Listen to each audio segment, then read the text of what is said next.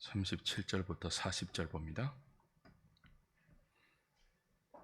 신약 성경 38페이지 마태복음 22장 37절로 40절까지 우리 한 목소리로 합독합니다.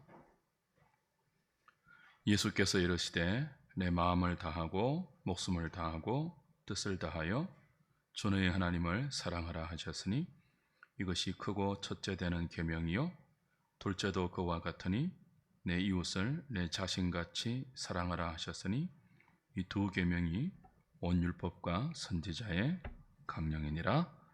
아멘. 오늘 대열의 문답 98문, 99문 할 차례입니다. 대열의 문답은 1부, 2부로 나누어져 있다고 했죠. 총 196문까지 구성되어 있는데요. 1부는 1문부터 90문까지 우리가 반드시 믿어야 할 것, 그 내용을 인생의 목적이 무엇이냐라는 일문을 시작으로 해서 그 인생의 목적이 하나님을 영화롭게 하고 영원토록 즐거워하는 것 아닙니까? 그것이 어디에 기록되어 있는가라고 묻고 성경을 제시합니다. 그리고 성경에서 우리가 믿어야 하는 믿음의 어떤 내용들을 진술하고 있는지를 신론부터 시작해서 인간론, 그리고 구원자이신 언약의 중보자 그리스도를 가르치는 기독론,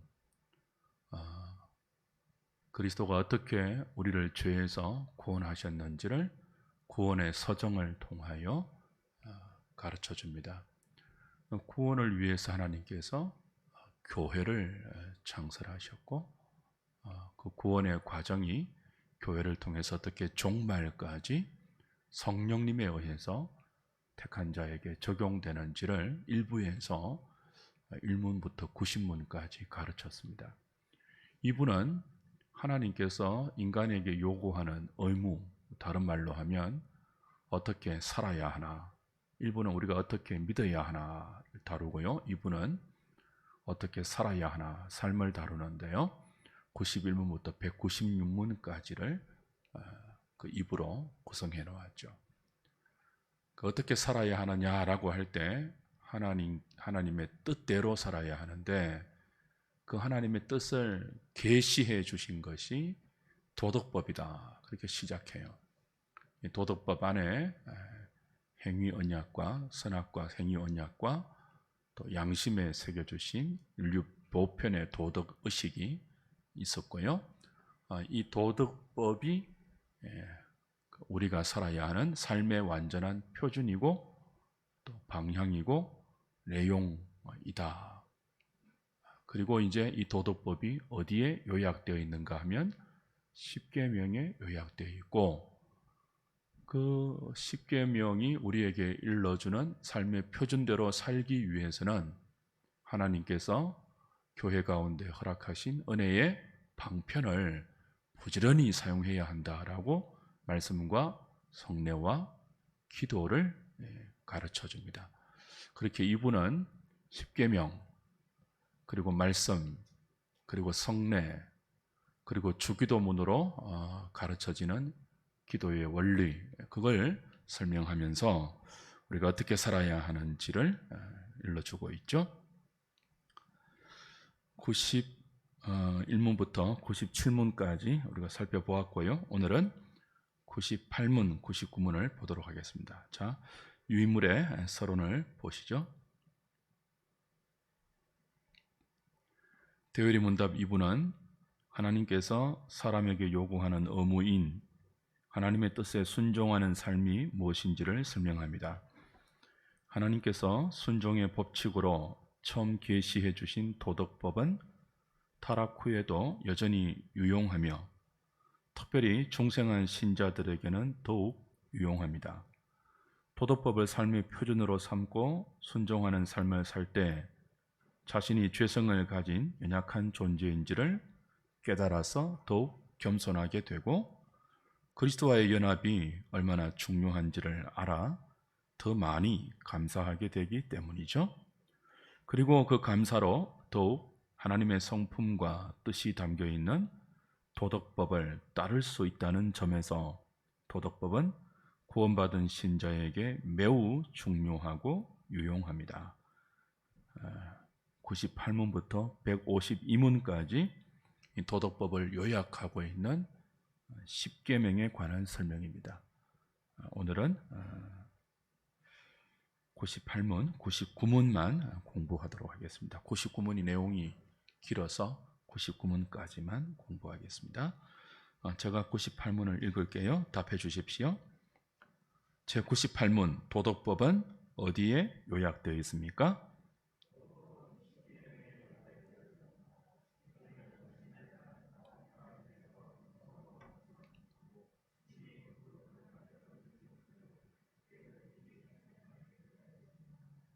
첫 4계명은 하나님께 대한 우리의 의무를, 나머지 6계명은 사람에 대한 우리의 의무를 담고 있습니다. 자, 도덕법이 어디에 요약되어 있다고요? 10계명에 요약되어 있습니다. 10계명을 떠나서 사는 그리스도인은 상상할 수가 없어요. 근데 현대 그리스도인들 중에 10계명을 모르는 사람들이 얼마나 많은지 몰라요. 10계명으로 자신의 삶을 붙들어 매지 않는 사람도 너무 많아요. 그건 올바른 신앙생활이라 할 수가 없죠. 왜냐하면 하나님께서 사람에게 요구하는 의무가 이 10계명에 요약이 되어 있잖아요. 그러니 10계명을 떠나서 어떻게 하나님이 원하시는 삶을 살 수가 있겠습니까? 10계명의 의미가 무엇인지도 모르는 분이 어떻게 자신의 삶을 하나님의 뜻 아래에서 살아간다고 주장할 수 있겠습니까? 현대 교회에 많은 문제가 있지만 그 중에 가장 큰 문제는 10계명을 무시하는 거예요. 구약 이스라엘 백성들에게만 유효한 도덕법 정도로만 이해하고 오늘 우리에게는 아무 관련이 없는 예수 믿는 사람들에게 복음만 유효하지 이 10계명이 무슨 의미가 있냐 하는 그런 잘못된 가르침도 많이 유행하고 있지 않습니까? 근데 그렇지 않습니다. 그리스도를 믿고 따르고 사랑한다는 사람이 10계명을 무시한다는 것은 있을 수가 없어요. 해설 1번 보십시오. 타락하기 전 무죄 상태의 인간에게 양심을 통해서 도덕법을 주신 하나님은 타락 후 10계명을 통하여 도덕법을 요약해 주셨습니다. 타락 전에는 이 지성과 감정과 의지가 죄로 오염되지 않았기 때문에 하나님께서 우리 양심에 우리 마음에 새겨주신 하나님의 뜻, 이 도덕적인 법을 문자로 혹은 다른 특별한 것으로 새겨두지 않아도 다 알 수 있었죠. 그리고 다 지킬 수 있는 능력을 하나님은 인간에게 부여하셨습니다. 하나님의 형상으로 지어 주셨으니까요. 근데 타락 이후에 우리 양심에 새겨진 도덕법 자체는 여전히 유효하지만 그 도덕법을 지켜야 하는 우리의 기능, 지정의가 파괴되었어요. 그 좁은 의미의 하나님의 형상인 의와 지식과 거룩함이 다 파괴되었기 때문에 우리 양심에 새겨진 도덕법이 제대로 준용될 수가 없잖아요. 또 알 수도 없잖아요. 희미하게 알 뿐이죠. 그래서 하나님은 자기 백성에게 이 양심에 새겨주신 그 도덕법을 요약한 특별한 문자로 새겨서 두 돌판에 10계명을 주신 것이죠. 근데 이 10계명은 그 하나님의 도덕법에 대한 완전한 진술이 아니죠. 완전한 설명이 아니에요. 요약입니다. 요약이지만 이 요약의 10계명을 다른 성경 말씀을 기준으로 해서 바르게 해석하고 바르게 적용하면 이 요약에 담겨 있는 하나님의 모든 하나님과 관계된 하나님이 우리에게 요구하는 모든 도덕적 의무가 다 포함되어 있음을 바른 해석과 바른 적용을 통해서 알 수 있습니다. 그래서 십계명은 문자 그대로 암송하는 것도 중요하지만 그 문자 속에 담겨 있는 동기, 그리고 의미, 그리고 이 계명이 우리에게 요구하는 삶의 전반적인 내용, 적용, 바른 해석, 바른 적용이 너무 중요하죠.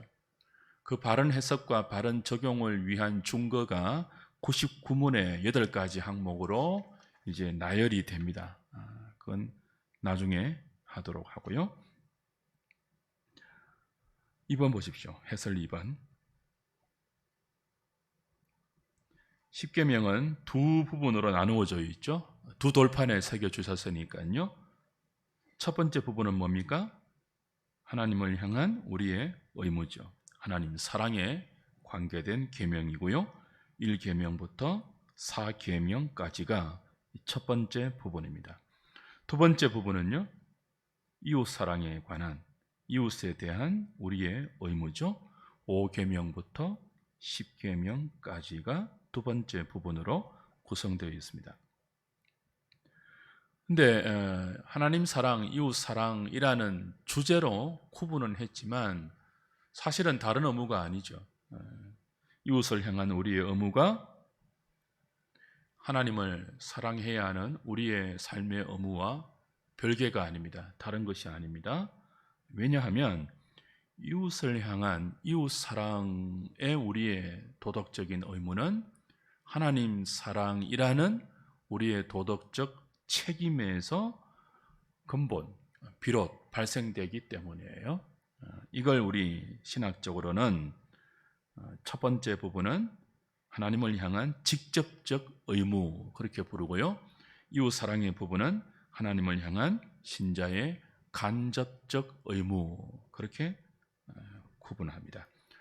그러므로 이웃 사랑의 의무도 하나님을 향한 의무임을 우리는 알아야 돼요. 이게 별개가 아니에요. 하나님 사랑, 이웃 사랑이 별개가 아니고 하나님 사랑에서 이웃 사랑이 나오고 이웃 사랑을 그슬로 올라가 보면은 하나님 사랑으로 귀결되는 하나의 의무라는 것을 기억해야 합니다. 해설 3번 같이 읽겠습니다. 시작. 하나님을 향한 우리의 도덕적 책임이 이웃을 향한 의무와 기초가 된다는 점에서 두 번째 돌판의 계명은 첫 번째 돌판의 계명의 종속적이라 할 수 있습니다. 그리스도께서 하나님 사랑을 가장 크고 첫째 되는 계명이라고 말씀하시고 이웃 사랑을 둘째 되는 계명이라고 말씀하신 의미도 그러합니다. 그런 면에서 현대 인본주의 사상, 휴머니즘 사상의 가장 큰 잘못이 무엇입니까? 휴머니즘이 인간 사랑을 굉장히 강조하잖아요. 근데 이 휴머니즘은 하나님 사랑이 없는 인본주의죠. 그러니 휴머니즘은 바른 인간 사랑이 아니에요. 바른 인간 사랑은 반드시 어디에서 나와야 되죠? 하나님 사랑에서 나와야 돼요. 하나님을 배제한 인간 사랑, 그건 결국 자기의, 자기 만족, 자기 기쁨으로 귀결되지 모두를 유익하게 하는 하나님께 영광이라는 결론으로 귀결되지 않습니다. 네 번째 보십시오. 도덕법의 요약인 십계명은 인간이 제정한 인간의 법전이 아니죠. 모세가 제정한 법이 아닙니다. 아론이 제정한 법도 아니고요. 이스라엘 가운데 탁월한 누가 제정한 인간적인 법전이 아니죠. 하나님이 친히 음성으로 두 돌비에 새겨주신 신적인 법입니다. 그러므로 십계명은 일시적으로만 구약 때만 중요한 그런 법이 아니고 영구적으로 중요하며 세상 끝날까지 변하지 않으며 결코 다른 법이나 다른 원리로 대체될 수 없는 가장 중요한 법이죠. 자, 아까 제가 서론에 십계명은 요약이지만 그러나 바르게 해석하고 바르게 적용하면 그 요약 안에 하나님이 요구하는 인간의 모든 그 영역에서의 도덕적 의무가 다 포함되어 있기 때문에 바른 해석이 중요하다고 했습니다. 바른 적용이 중요하다고 했습니다. 어떻게 십계명을 해석할 것인가? 어떻게 십계명을 구체적으로 우리의 삶에 적용할 것인가? 라고 할 때 대의리 문답은 친절하게도 8가지로 이런 규칙 혹은 이런 원리를 유념해야 한다고 99문에서 가르쳐 주고 있어요. 99문 보겠습니다. 제 99문 십계명을 바르게 이해하기 위해서는 어떤 규칙들을 유념해야 합니까? 십계명을 올바르게 이해하기 위해서는 다음 규칙들을 유념해야 합니다. 첫 번째 뭡니까? 율법은 완전한 것이기에 누구에게나 율법이 말하는 의에 이르기까지 전 인격을 다하여 따르며 영원토록 전적으로 순종할 것을 요청합니다. 따라서 율법은 모든 사람에게 모든 의무에 대한 철저한 이행을 요구하고 어떤 죄라도 지극히 작은 것까지 짓지 말라고 금지합니다.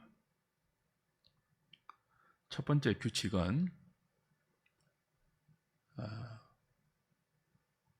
철저함을 강조하죠.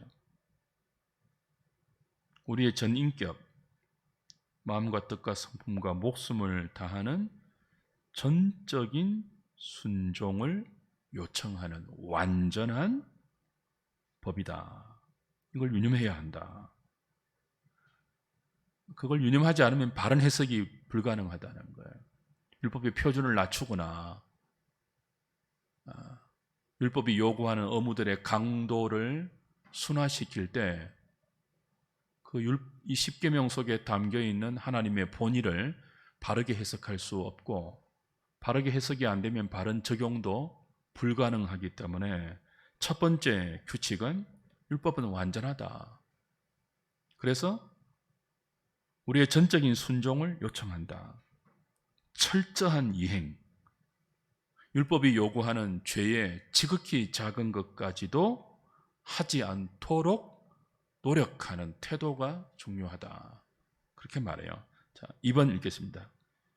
율법은 신령하며 말과 행동과 몸짓뿐만 아니라 이해와 의지와 감정 그리고 영혼의 다른 모든 능력에까지 영향을 미칩니다.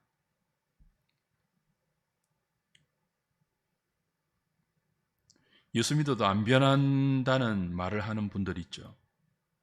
십계명을 마음에 안 두고 살아서 그래요.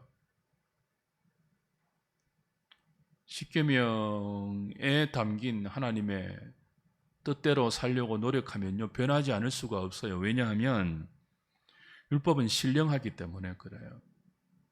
신령하다는 말은 이렇게 영적으로 고귀하다 그런 뜻이 아니고 우리의 영혼에 영향을 미친다 그런 뜻이거든요. 신령하다는 게 그 우리의 영혼에만 영향을 미치는 것이 아니라 말과 행동과 몸짓 그리고 지성의 이해 그리고 의지, 마음의 감정, 영혼, 다른 모든 우리의 능력에까지 영향을 미쳐요. 그래서 이 십계명을 나를 향한 하나님의 뜻으로 믿고 그 뜻이 우리에게 요구하는 신자의 의무와 본분을 따라서 순종하면서 살려고 노력하면요 반드시 변합니다. 반드시 변해요.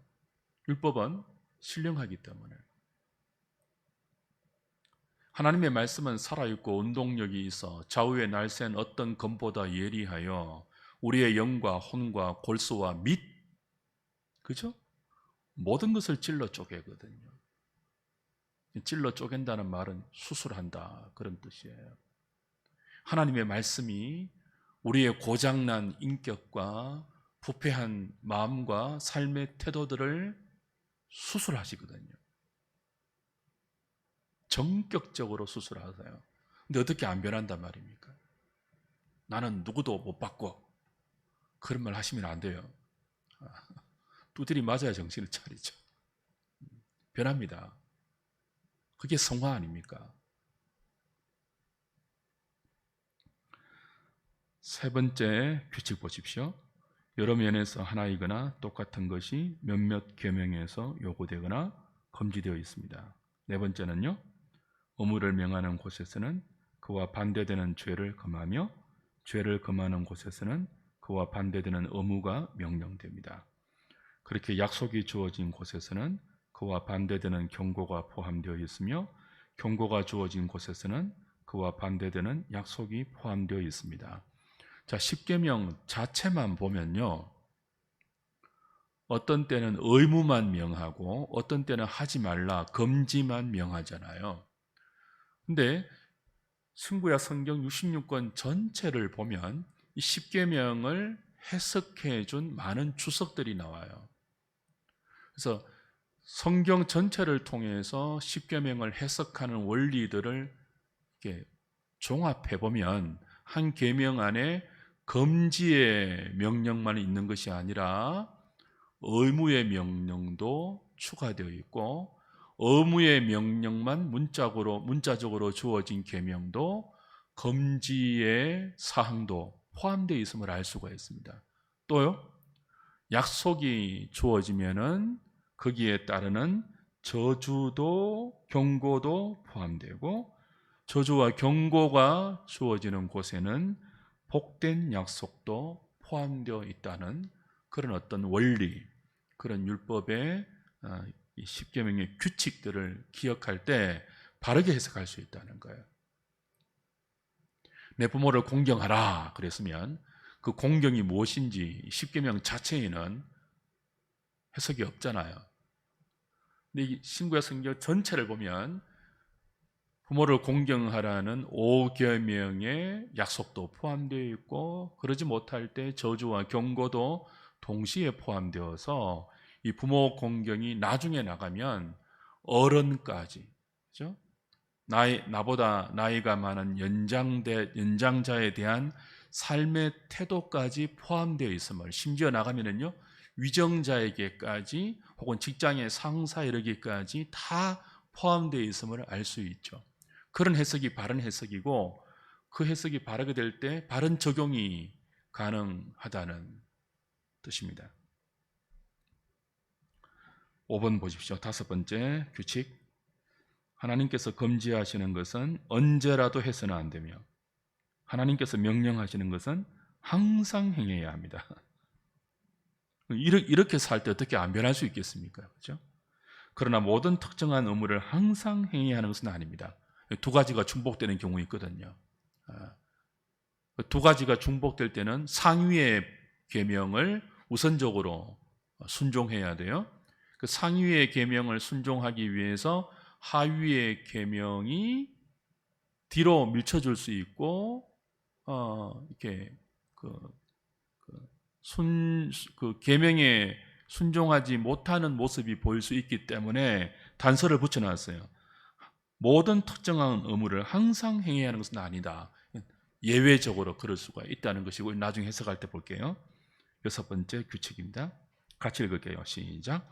한 가지 죄나 의무 속에 있는 똑같은 종류의 것들은 모두 금해졌거나 명령되었는데 이에 대한 모든 원인과 수단과 기회, 모양 그리고 이것들에 대한 자극까지도 그 죄와 의무에 포함되어 있습니다. 이것도 나중에 해설할 때 하겠습니다. 일곱 번째, 우리의 지위를 따라 우리에게 금하거나 명령된 것이라면 다른 사람들도 그 지위와 의무에 따라 이를 피하거나 행할 수 있도록 우리의 지위를 따라 노력할 의무가 있습니다. 여덟 번째 같이 있습니다. 다른 사람들에게 명해진 것에는 우리의 지위와 소명에 따라 그들을 도와야 할 의무가 있고 다른 사람들에게 금한 것에는 그들과 함께 참여하지 않도록 조심해야 할 의무가 있습니다. 비단 이 십계명은 개인 한 사람 개인에게만 해당되는 것이 아니라 지체, 공동체로 확장되는 도덕법이라는 거예요. 나중에 나오겠지만 대표적으로 안식일 계명에는 남종, 여종, 심지어 집에 거하는 짐승과 가축까지 일하지 않게 했잖아요. 그렇죠?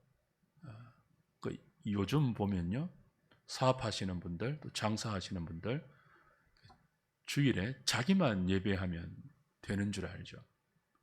근데 바른 해석과 바른 적용은요, 자기가 고용자일 경우, 자기가 장사의 주인이고 오너인 경우, 자기만 아니라 자기가 고용한 직원과 밑에 있는 사람도 함께 주일에 쉬면서 안식할 수 있고 하나님을 예배할 수 있도록 배려해야 하며, 그의 영혼을 위해서도 하나님이 허락하신 그 여건과 지위를 그렇게 사용하라는 것이 도덕법의 바른 해석과 바른 원리이죠. 그러니까 내가 예배 드리고 올게, 많이 팔아, 이건 아니라는 거예요.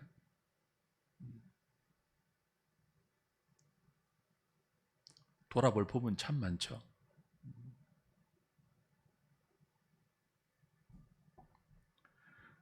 자, 해설을 이제 보겠습니다. 이 중요한 가이드라인이죠. 십계명을 해석하고 적용하는 중요한 가이드라인, 해설 1번입니다. 여호와의 율법은 완전하여 영혼을 소성시키며 여호와의 정건은 확실하여 우둔한 자를 지혜롭게 한다는 말씀처럼 십계명에 요약되어 있는 도덕법은 완전합니다.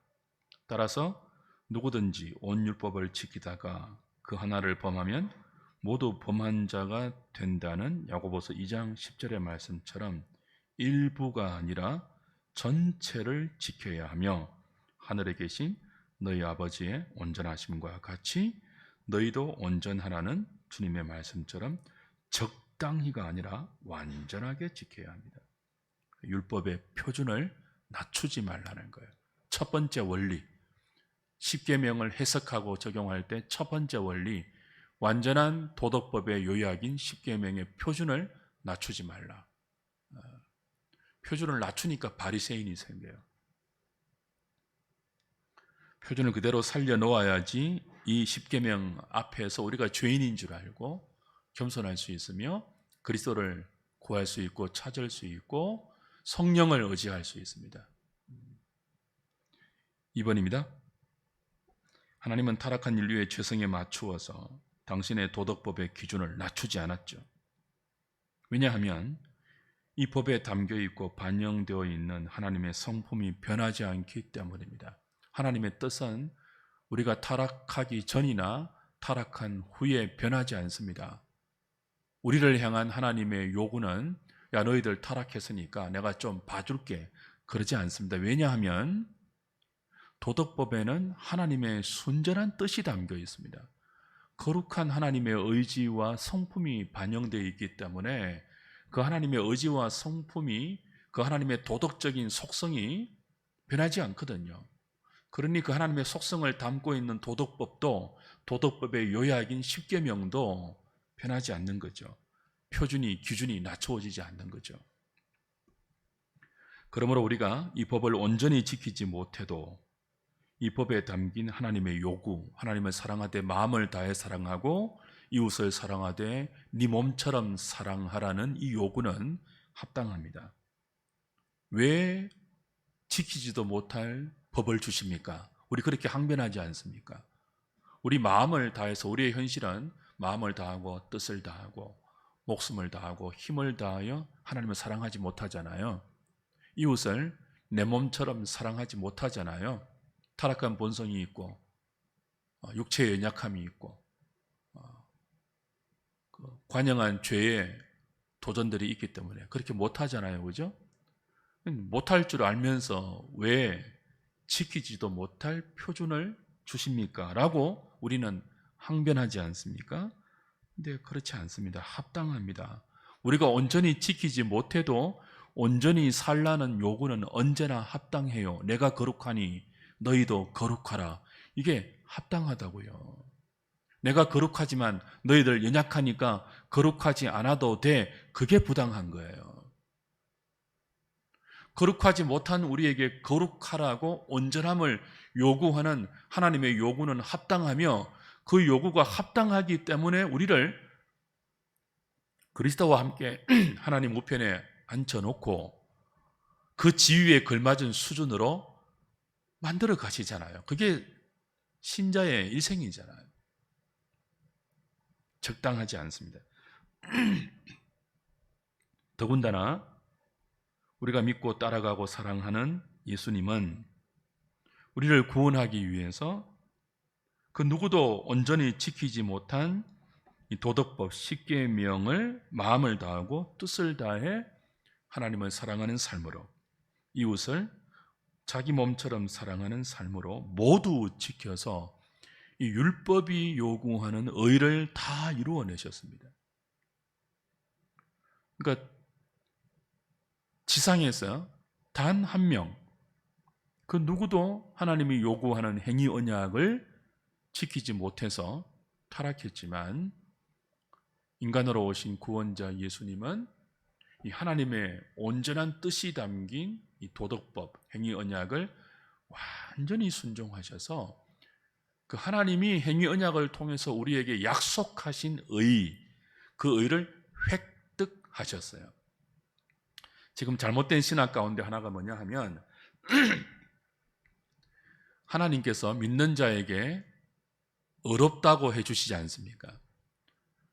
그 어렵다고 하시는 것이 정가 아닙니까? 우리를 어렵다고 칭해 주는 것은 그리스도의 의를 전가하는 것이거든요. 우리의 의가 아니라 그리스도의 의를 믿는 자에게 전가시킨단 말이에요.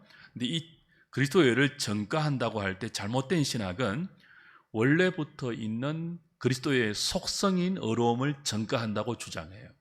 근데 그게 아니고 하나님께서 믿는 자에게 예수 그리스도의 의를 전가한다고 할 때 이 의는 예수 그리스도가 육신으로 오셔서, 인간으로 오셔서, 둘째 아담으로 오셔서, 우리의 대표로 오셔서 행위 언약에서 요구했던 완전한 순종, 그 완전한 순종에 약속되어 있었던 생명의 의로움, 그 의를 완전한 순종으로 획득하셨어요.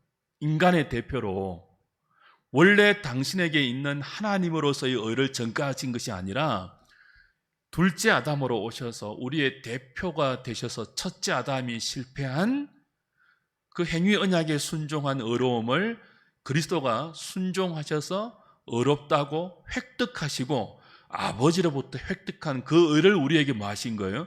전가하신 거예요.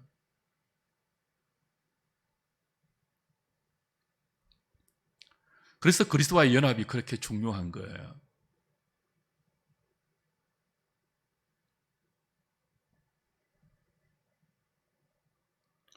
세 번째입니다. 십계명은 우리의 영혼과 관련되어 있는 신령한 법이므로 행동만 아니라 마음으로 순종해야 하죠. 바리새인들이 잘못한 것이 무엇입니까? 외적으로만 순종하는 것처럼 보였죠.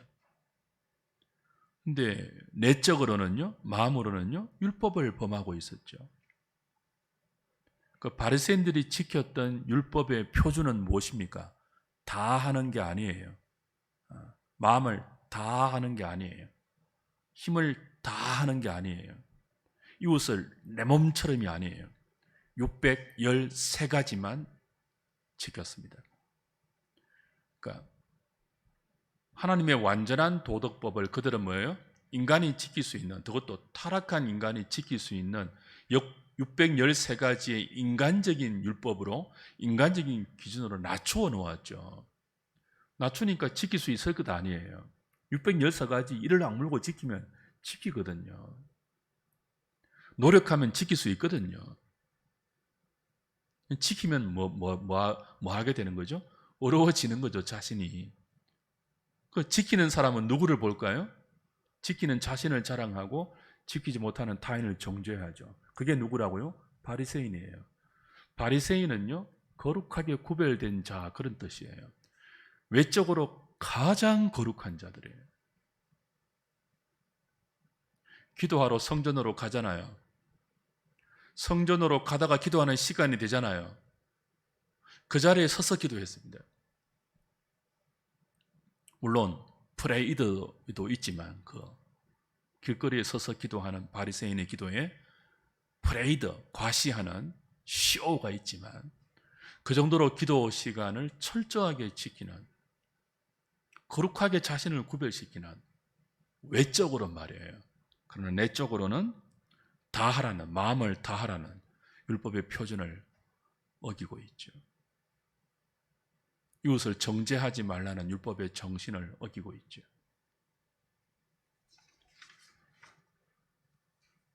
말과 행위와 태도와 같은 겉으로 보이는 측면이 올바르게 보여도 이해와 의지와 감정 같은 보이지 않는 내적인 측면에서 잘못되거나 다하지 못하는 부족함이 있으면 그 역시 십계명을 어기는 것입니다.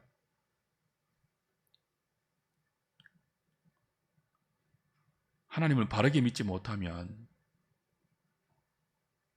지성적인 측면을 어기는 것이잖아요.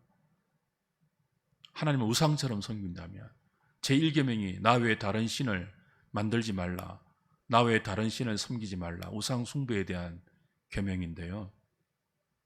하나님을 믿는다고 하면서 그 하나님을 아는 이해와 지식이 이방신과 이방신을 대하고 이해하는 지식과 방불하다면 그건 지적인 측면에서 율법의 표준에 도달하지 못하는 거예요. 지성의 죄를 범하는 거죠. 율법을 어기는 거예요. 1계명을 어기는 거예요. 근데 우리도 그런 경우 많잖아요. 하나님을 우상처럼 생각하는 것. 하나님을 알라딘 마술 램프의 지니처럼 생각하는 것.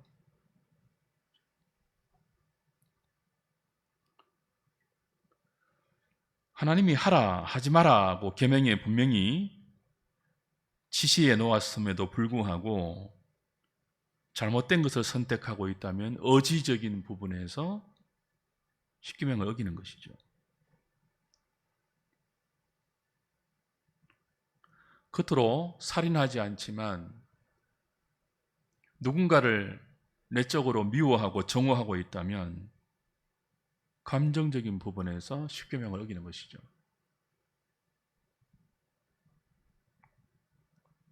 그래서 그리스도인은 겸손할 수밖에 없습니다. 왜 신약 성경이 자꾸 자랑하지 마라, 자랑하지 마라 고 말하겠습니까? 십계명 안에 우리를 두면 결코 자랑할 수가 없거든요. 그러니까 여러분이 여러분의 신앙을 점검하려면 자랑이 있는지를 보면 돼요. 타락한 본성 중에 가장 큰 특징은 꿈틀거리는 자랑이거든요. 조금만 뭐가 있으면 자랑하고 싶은, 우리 다 있잖아요. 그걸 누르게 해주는 것이 십계명이에요. 그 자기 자랑을 하나님 사랑과 이웃 사랑으로 돌려놓는 것이 십계명이죠. 어떻게 십계명을 벗어나서 살 수가 있겠습니까? 우리가 주일 공예배를 마치고 집으로 돌아가기 전에 예배의 마지막 순간에 뭐가 있습니까? 강복선언이 있고 그 강복선언 앞에 십계명을 서로 교독하지 않습니까? 예배를 마치고 삶의 현장으로 돌아가는 주의 백성들이 어떻게 살아야 하는지를 마음에 새기고 돌아가는 거예요. 십계명을. 그러니까 근성으로 하시면 안 돼요. 사도신경 할 때도 또박또박 하셔야 돼요. 사도신조잖아요. 우리가 믿는 바를 고백하는 거 아니에요. 그냥 암송하듯이 막 주문위옷 이렇게 하시면 안 돼요. 내가 이렇게 하나님을 이렇게 믿습니다라고 고백하는 것이거든요. 그 고백이 공동체의 다른 지체와 더불어서 하나의 하모니로 하나님께 올라가는 거예요. 신앙 고백으로. 그러니까 또박또박 삼위 하나님에 대한 우리의 믿음을 또박또박 사도신조에 따라서 읊음으로 우리의 신앙이 이런 신앙입니다라고 스스로 고백하고 지체들도 고백하는 것을 내 귀로 듣고 똑같은 믿음이구나, 우리가 이 똑같은 믿음으로 하나님을 예배하고 있구나를 확인하고 기뻐하고 감사하고 하나님께 영광을 돌리는 거죠. 그러니까 주문처럼 외우면 안 돼요. 주기도문도 그렇고 십계명도 그렇고, 그죠? 사도신경도 그렇고 그 의미와 내용과 그 정신을 생각하면서 고백하고 그 암송하고 서로 나누어야 되는 거죠. 4번입니다.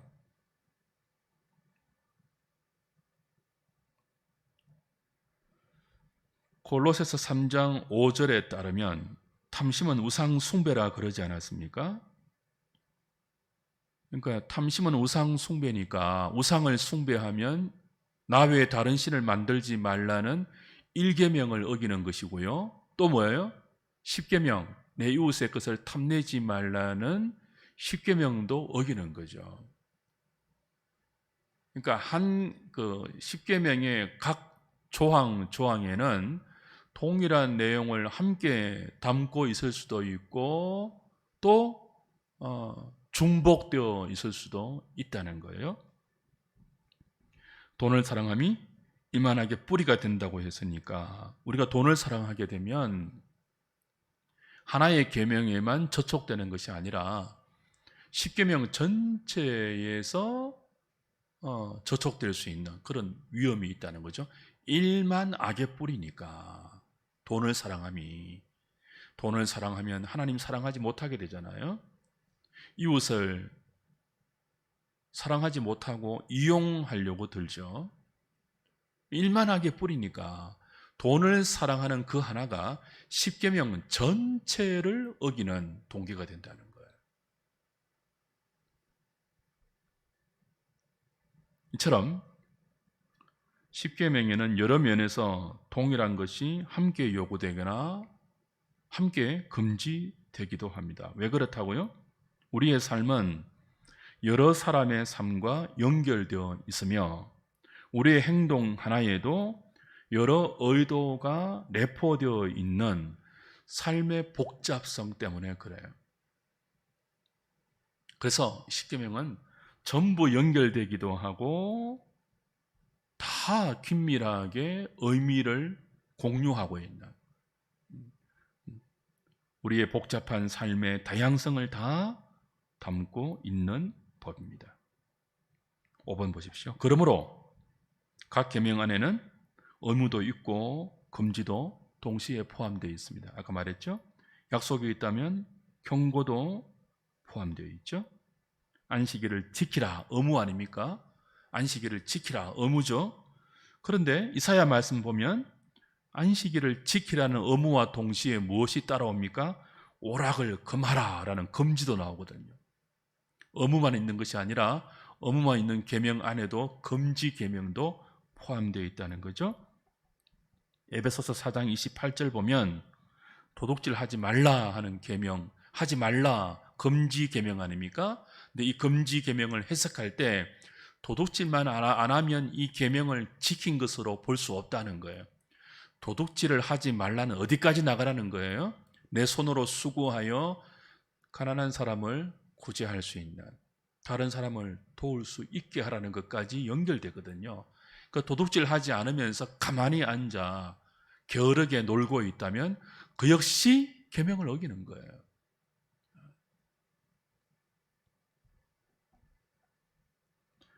저주만 선언하고 있는 계명이 있는 반면 약속만 선언되고 있는 계명이 있지만 이걸 넓게 보면 그 저주와 약속이 서로 긴밀하게 연결되어 있기 때문에 10계명이 우리에게 가르치는 문자적인 해석만으로는 이 도덕법에 담겨있는 하나님의 뜻을 우리가 완전히 파악할 수 없다는 거죠. 그래서 이런 99문이 우리에게 가르쳐주는 10계명을 해석할 때 기억해야 하는 규칙들을 우리가 좀 알아야 되는 거죠. 6번 같이 읽겠습니다. 시작. 목적이 수단을 정당화할 수 없습니다. 목적이 바르더라도 수단이 악하면 잘못된 일입니다. 바울도 선을 이루기 위해 악을 행하자고 하는 자들은 정죄받음이 마땅하다고 했습니다. 그러므로 하나님께서 금하신 것은 언제라도 이유 여하를 막론하고 해서는 안 되며 하나님께서 명하신 것은 항상 우리가 지켜야 할 의무로 알아야 합니다. 한 가지 외에는 두 가지 이상의 의무가 요청될 때입니다. 그때는 더 근본적인 의무에 순종해야 하므로 모든 특정한 의무를 언제나 항상 행해야 하는 것은 아닙니다. 예를 들면 어떤 계명이 있을까요? 부모에게 순종하라 했잖아요. 5계명이. 1계명은요? 나 외에 다른 신은 섬기지 말라고 했잖아요. 근데 부모가 우리에게 우상을 섬기도록 강요할 수 있잖아요. 불신 부모가. 이게 충돌하잖아요. 그럴 때는요, 부모에게 순종하라는 계명이 항상 우리에게 올바른 규범으로 작동하지는 않고 더 상위의 개념, 우상 숭배하지 말라는 그 계명에 순종해야 하기 때문에 항상 그렇게 반드시 항상 그렇게 우리에게 순종만을 요구하지 않을 수 있고 예외적인 경우가 있다. 7번째입니다. 10계명은 도덕법의 압축과 요약이므로 각각의 계명에는 같은 종류의 죄들과 의무들이 포함됩니다. 예를 들어 살인하지 말라는 8계명에는 살인의 죄를 금하는 동시에 살인의 동기가 되는 형제에게 노하고 욕하는, 그렇죠? 그런 노하지 말라, 욕하지 말라는 동기가 되는 것들을